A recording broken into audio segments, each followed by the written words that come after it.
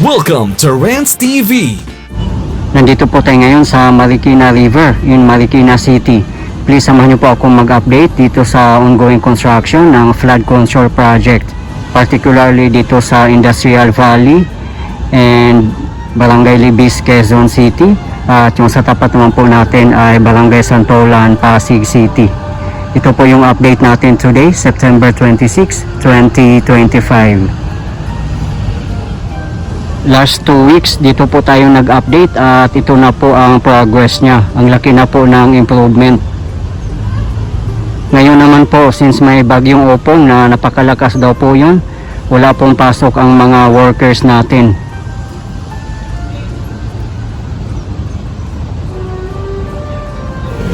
Ito po yung progress dito sa side ng Barangay Libis, Quezon City.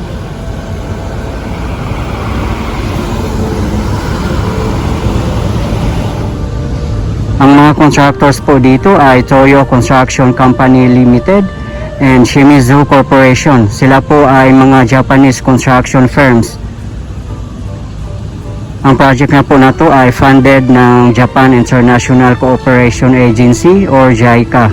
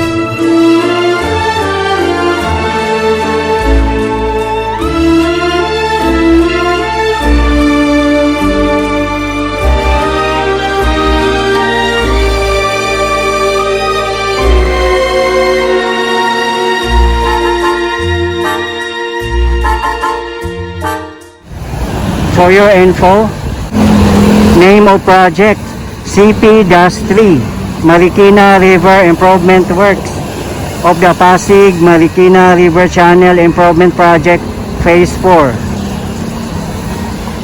Construction commencement date October 20, 2021. Contract completion date October 18, 2025. Contract cost 9,646,480,812.98 pesos. Implementing Office DPWH-UPMO-FCMC.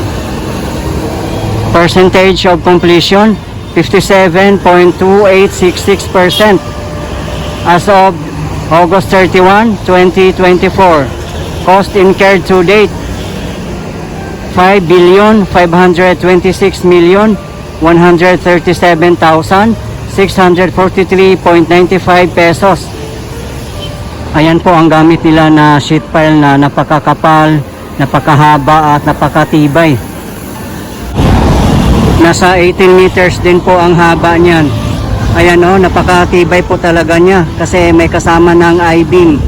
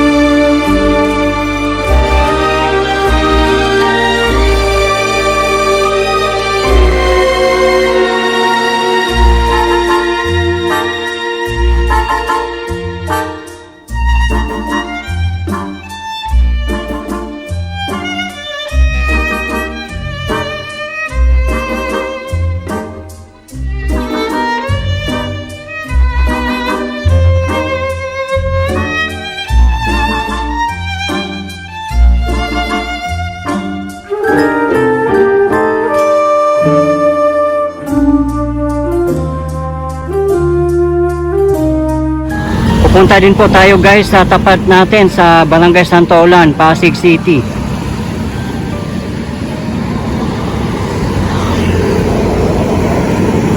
Dito po tayo mismo sa bridge. Ayun po sa tapat natin ang SM City Marikina.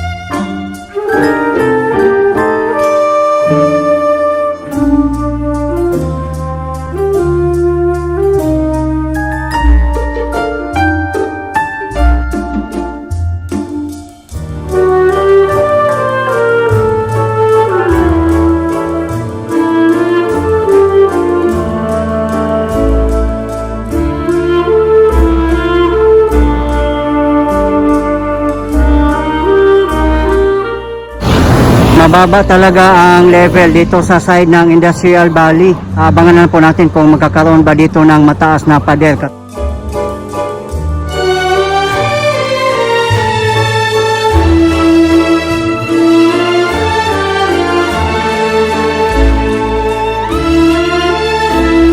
Medyo malayo nga po ang distansya ng pader nila. Ayun po oh.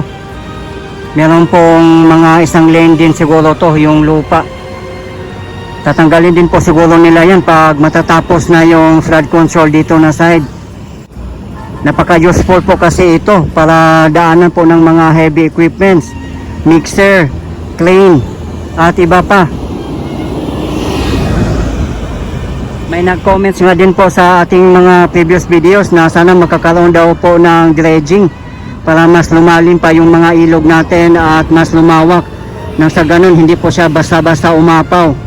Pero sa Marikina Bayan, meron naman pong ongoing dredging project doon. At baka hindi pa po siguro nakarating dito na area. Ayan po, nakabaon yung sheet pile na 18 meters ang haba. Makikita po talaga natin na napakatibay niya. Kasi mapapanood po natin sa mga social media o sa mga TV na yung mga substandard na mga projects ay talagang nakakalungkot po panoorin.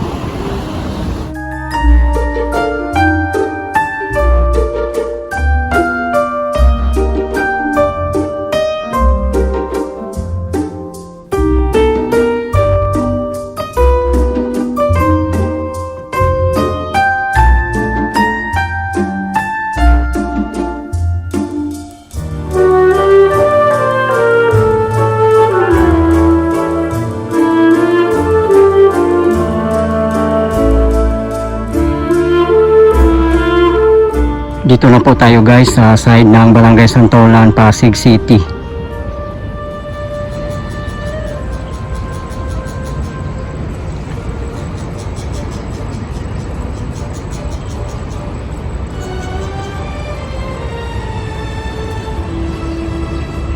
Ayan po ang ginagawa nilang pader. Tadtad po ng bakal. Kaya masasabi po natin na matibay talaga.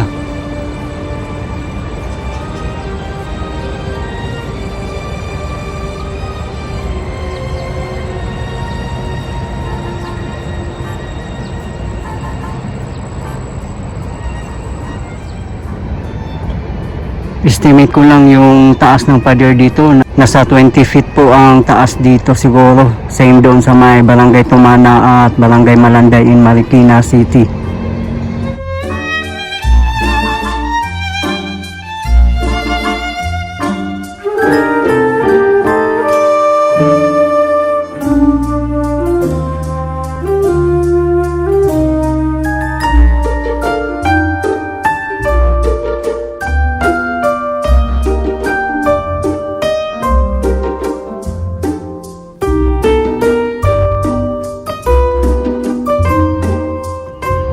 Ayan po, napakalalim po ng foundation niya. Ang ginagamit po nila dyan yung sheet pile na 18 meters.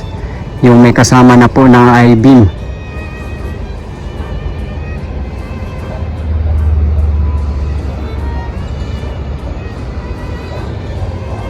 Ayan oh, may mga pipes pa kasama.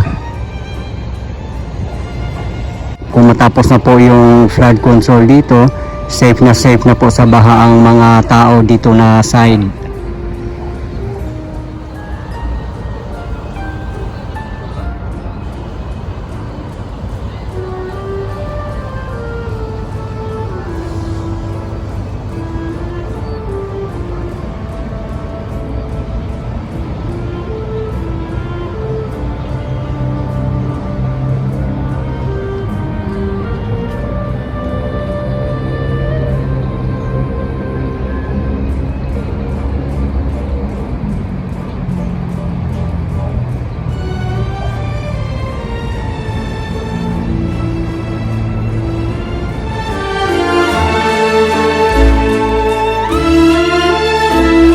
Siguro yung likod ng pader nito, magkakaroon po ito ng liver walk o mga isang lane siguro.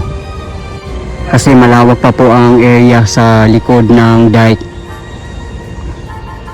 Ayun lang po sa tapat natin ang Industrial Valley, Marikina City. Diyan po tayo galing kanina.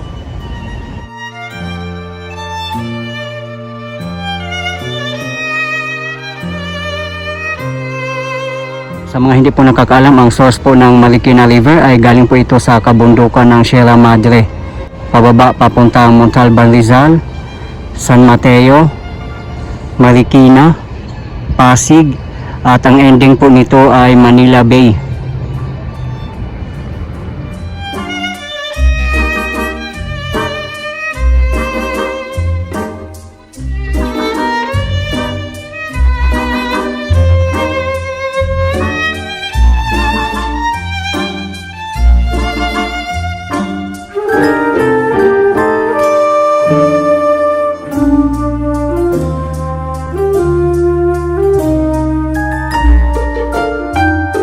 Ayun lang po sa tapat natin ang SM City Marikina. Sa mga gusto pong mapanood ang iba ko pang updates dito sa flood control projects ng Marikina River, nasa aking previous video lang po.